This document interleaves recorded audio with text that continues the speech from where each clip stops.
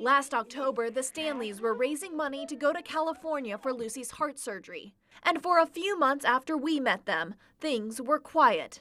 Until one day in February. She started throwing up, and just because she has a heart defect, we were told to automatically go to the hospital just to make sure it's nothing super important. Turns out it wasn't just a virus, but instead Luci was diagnosed with a diaphragmatic hernia, which caused her intestines to move up into her chest cavity. It's a condition that can kill them. Jacqueline Stanley said the next month and a half was a blur. That was February 28th.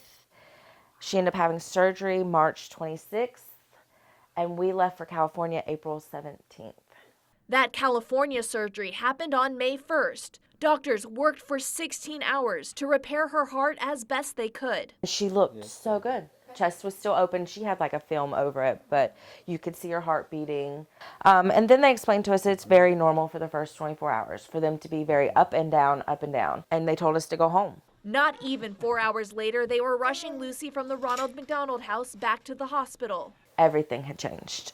She was 4 times her size. She was so swollen that her eyes were leaking. After days of ups and downs, she was finally back to her normal size and doctors were able to close her chest. But they weren't heading home just yet. We learned very quickly that the hospital jinx is real. With Luci, it was like half a step forward and maybe like 25 steps back. On day 10, that step backwards was a stroke. And I'll cry at this point, because it was our hardest day out of all of it, was thinking that my daughter was going to die.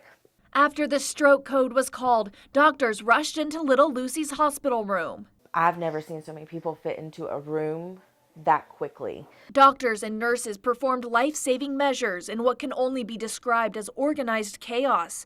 All the while, Luci, she's just laying there, oblivious to it all, and I'm thankful she couldn't really know what was going on. Yeah. For Jacqueline and Matthew Stanley, all they could do was watch. I cried. I got it out. And pray. We have realized the power of prayer with her from the beginning. While Luci was getting her MRI, the family took to social media. Just saying, please pray for Luci now. I didn't give any details. I think it had over like 600 comments. It had already reached 19,000 people. And through the power of prayer and the skills of the doctors, Luci made it through her darkest day. She's just a trooper. She's so strong.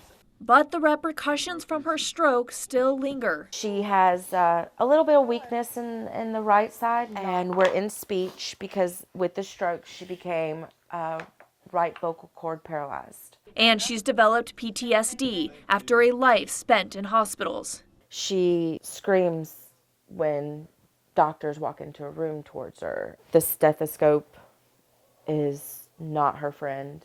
But despite the fear, her parents say Luci still loves life. And you would think, with as much as she's been through and all the negative that has been thrown towards her, that she would be more in a depression mode, but she is so strong. Yeah. Yes, you are. And no matter what happens when the Stanleys go back to California in December for another surgery, they say they're grateful for the time they've been given. I got to walk out of that hospital with my baby. And people walk out every day without their child. And that is my biggest fear. But I fully believe in God's full healing of Luci.